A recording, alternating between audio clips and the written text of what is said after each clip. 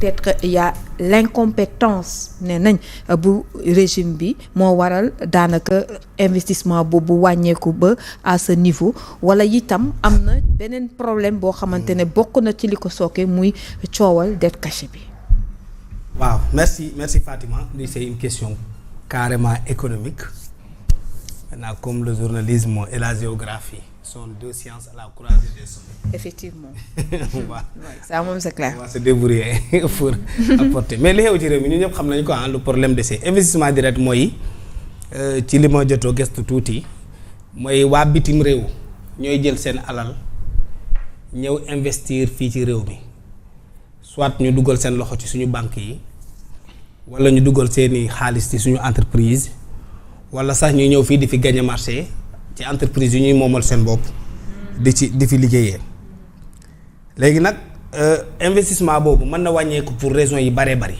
te yii ñu dund ko nag ñun ñu dund ko nii en direct raisons yi par exemple y a ce qu'on appelle l'instabilité politique réew dina bari coow ba ki nga xam ne dafa yor alalam war ko dugal ci benn dëkk pour mën ci gis boppam dootul amati confiance pour mën a ñëw ci réew moomu fii gars yi dañoo falu rek crise bi commencé loolu la gars yi xamul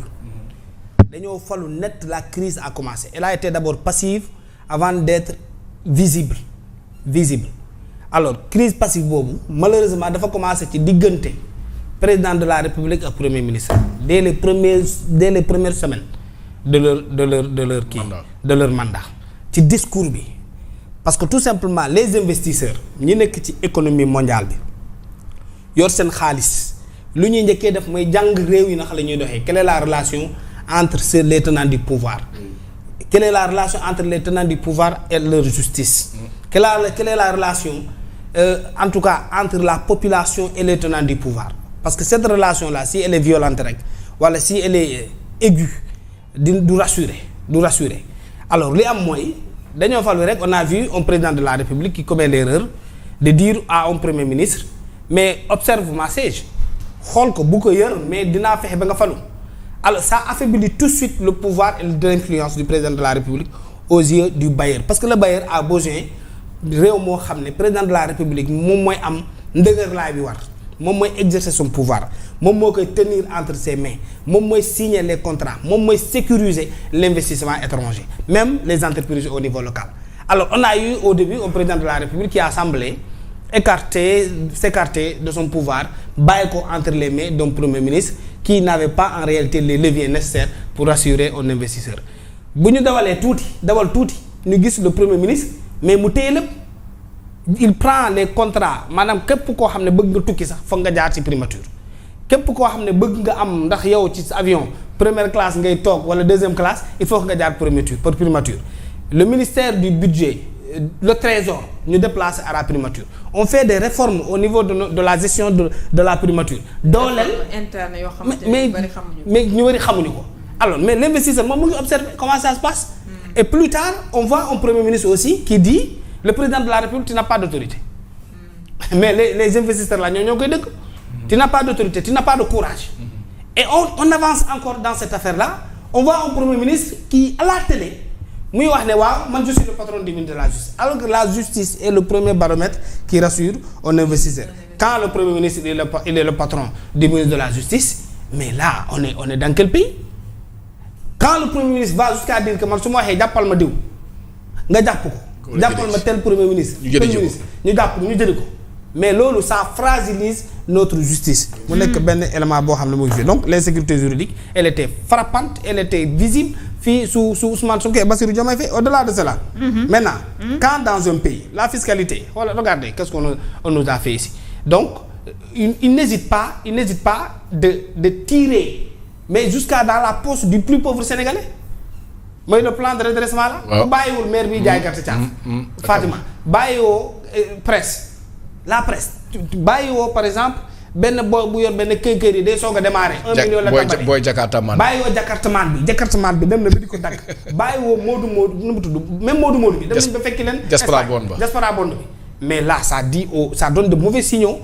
au pays malheureusement loolu moo am ci réew mi y a pas eu une politique qui a rassuré les investisseurs et ils sont partis parce que tout simplement le Sénégal n'offre plus cette crédibilité qui puisse permettre à des étrangers de venir investir ici loolu kese la c'est la seule et unique explication un pays qui est en crise constante crise entre les tenants du pouvoir loolu mooy continuer ni ba léegi et hier c'est un président de la République qui crée son parti politique un premier ministre qui fait le tour du monde du Sénégal chaque jour il tire sur le président donc Sénégal nekk une zone de tension qui ne rassure pas et quand ça ne rassure pas personne ne vient investir parce que investir da ngay xaar am ay revenus tu vas pas mettre ton argent où foo xam ne daal saa waay doo xam ne ndax bu fa duggee dina amaat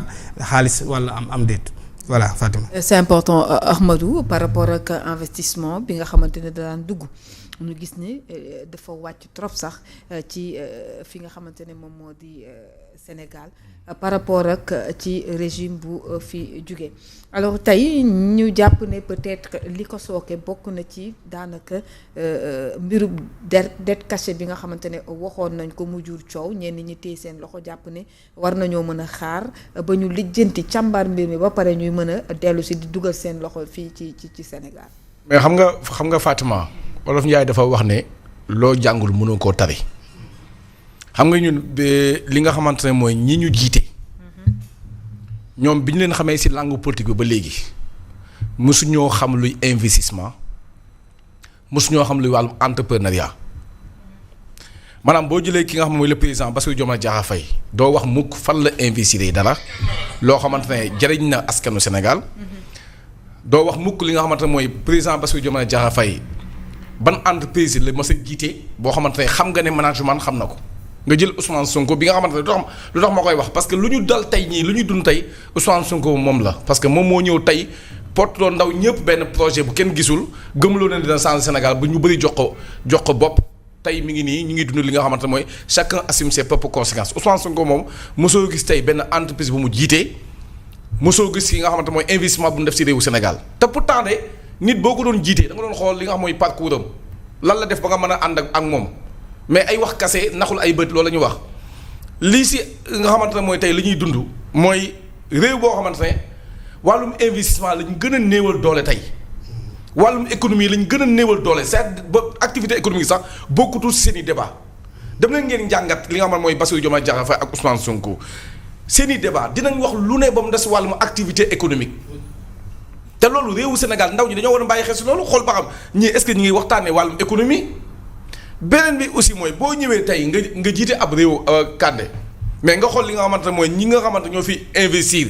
ñi nga xam mooy sa doomu réew ñu leen wax champion économique yi mais yow ñoom si ñoom ngay base pour mën a fexe ba li nga xam mooy économie nationale bi li nga xamante ne mooy peut-être que tey richesse bi ñu am si dëkk bi mais nga mën koo dooleel parce que ñi nga jiitu yow ñi la jiitu yow ñi nga remplace loolu lañu yàgg def xoolal tey dëkk bi ñi nga xamante ne tey ñoom ñoo fi investir seen alal ala kulli àll investir seen alal pour bëgg juste jàppale si économie réew mi li nga xamante mooy fexe ba jël doomu réew mi ñu liggéey leen xool tey la ñuy dund si régime bi